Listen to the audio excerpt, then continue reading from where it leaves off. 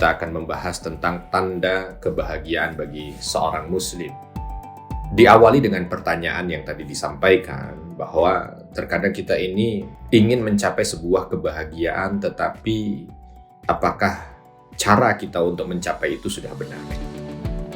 Kalau ditanya orang ketika keluar dia pergi untuk kerja di pagi hari, di antara yang dia inginkan adalah dari kerjanya supaya dia mendapatkan kebahagiaan. Ketika orang belajar, dari belajarnya supaya mendapat kebahagiaan. Ketika orang menggapai yang diinginkan, tujuannya mungkin ingin mendapatkan kebahagiaan. Bahkan semua orang yang keluar di jalanan itu, kalau ditanya tujuan utamanya atau pokoknya, mereka akan mengerucut gitu ya, pada apa? Di antaranya adalah pada kebahagiaan. Nah, apakah kebahagiaan yang dicari itu sudah sesuai? Karena terkadang ada orang ingin mencari kebahagiaan, tapi ternyata sesuatu yang dia dapatkan itu justru semu, dan tidak lama usia bahagianya, setelah itu justru kesedihan. Setelah itu justru kesempitan. Atau yang dia anggap sebagai sebuah kebahagiaan ternyata menjadi beban bagi dirinya. Atau mungkin yang dia anggap sebagai sebuah kebahagiaan ternyata menjerumuskannya pada keburukan. Nah, itu yang perlu untuk kita lihat. Apakah dalam langkah hidup kita ini memang sudah benar langkah kita untuk menggapai sebuah kebahagiaan. Allah Subhanahu wa Ta'ala berfirman dalam surah Al-Humazah. Dan ayat seperti ini sebenarnya banyak sekali modelnya. Hanya kita ambil satu sebagai pengingat bagi kita. A'udzu billahi minasyaitonir rajim. Bismillahirrahmanirrahim. Wailul likulli humazatin lumazah. Celaka bagi setiap orang yang humazah. Humazah ini senang ngumpat gitu. Lumazah mencela. Ya, ini kita nggak bicara tentang mengumpat dan mencelanya. Dan ini punya hukum sendiri ya, bagaimana Allah melaknat para pengumpat dan para pencela. Pengumpat itu ya orang yang senantiasa menghina, merendahkan.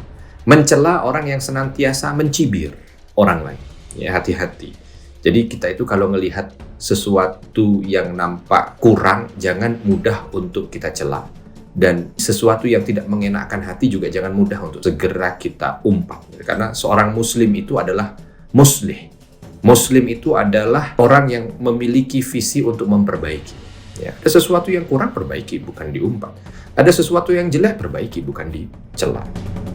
Atau bahkan mungkin terkadang ada orang yang ketika melihat seseorang yang dia lihat ekonominya lebih rendah, yang dia lihat taraf sosialnya lebih rendah, buru-buru dia seolah mencibir. Melihat ada orang yang mungkin hanya kerja pemulung, lalu dia lihat, ini orang, gitu ya. Padahal mungkin di sisi Allah, wallahu alam, siapa yang lebih mulia? Apakah yang mencibir ataukah yang dicibir? Bisa jadi yang dicibir itu dia bangun sudah dari jam 2 malam. Dia sudah tahajud, menghadap Rabbnya dengan segala keterbatasannya. Lalu dengan itu, dia sudah membuka Al-Qur'annya, sudah dia baca berhalam-halaman. Ya, sedangkan terkadang yang mencibir, bangun subuh saja terlambat.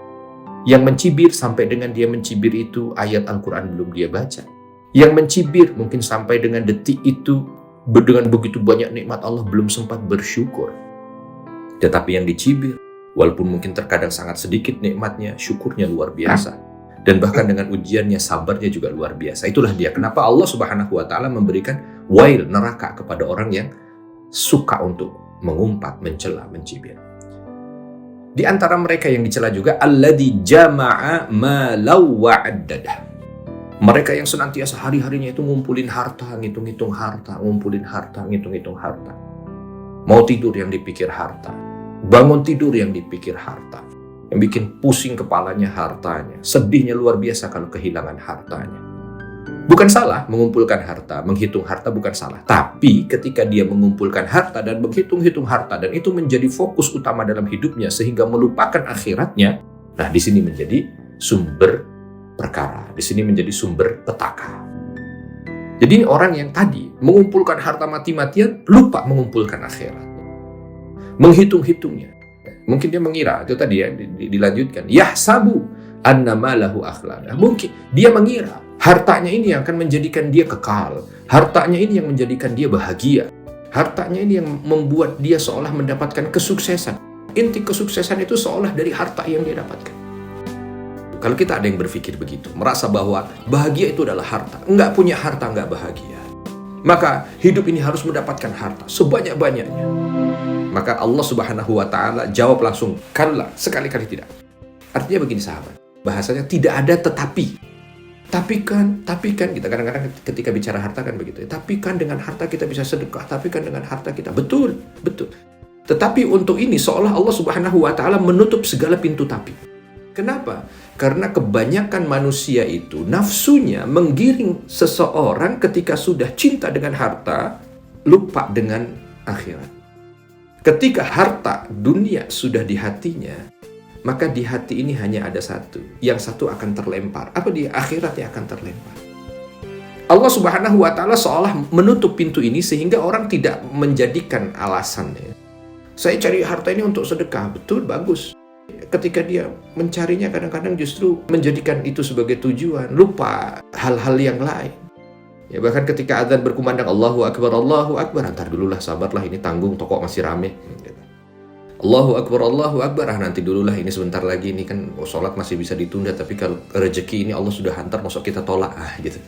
Oleh karena itu, kalimat kalla yang seolah menutup ini adalah peringatan keras. Bukan orang tidak boleh punya harta. Salah orang yang berpendapat seperti itu. Bukan orang tidak boleh menjadi orang kaya. Salah berpendapat seperti itu. Tetapi dengan kalimat kalla, sekali-kali tidak. Ini harus menjadi peringatan keras bagi kita. Ketika kita menapaki dalam kehidupan kita Allah berikan kemudahan rezeki, harta, harus hati-hati betul dengan harta ini. Harus mampu untuk memanfaatkan harta ini kepada kebaikan akhiratnya. Nah, jadi kalimat kalla ini menitik beratkan itu bahwa harta bukan sumber bahagia. Maka Allah Subhanahu wa Ta'ala sampaikan dalam ayat selanjutnya, la yumbadhanna fi al-hutamah. Kalimatnya ada la, ada nun taukid. La mengingatkan, menguatkan. Kalimat nun taukid di akhirnya juga tambahan, mengingatkan lagi. Yumbad, dilempar. Dia sungguh akan dilempar fi kemana? Al-hutamah, ke neraka hutamah. Ada satu nama neraka, yang neraka itu hutamah. Jadi dari ayat ini dan banyak sekali jenis ayat yang setipe, serupa, menegaskan, mengingatkan kepada kita bahwa harta bukan sumber bahagia. Nah, kita juga perlu tahu bahwa Nabi SAW menegaskan bahwa dunia itu bukan tujuan kebahagiaan. Dari hadis yang diriwayatkan dari Tirmidzi, hadis nomor 2377. Nabi SAW ketika ditanya tentang bagaimana dunia ini, mali walid dunya, apa peduliku dengan dunia ini? Ma'ana fid dunya illa karakibin. Tidaklah aku tinggal di dunia ini melainkan seperti seorang pengembara yang istadalla tahta syajarah, yang sedang berteduh di bawah pohon. Thumma raha, istirahat sebentar, wa tarakaha, dan aku pergi meninggalkan pohon itu.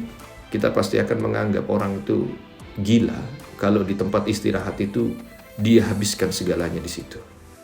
Dan dia tinggalkan atau dia tidak sisakan buat tujuannya sesuatu pun.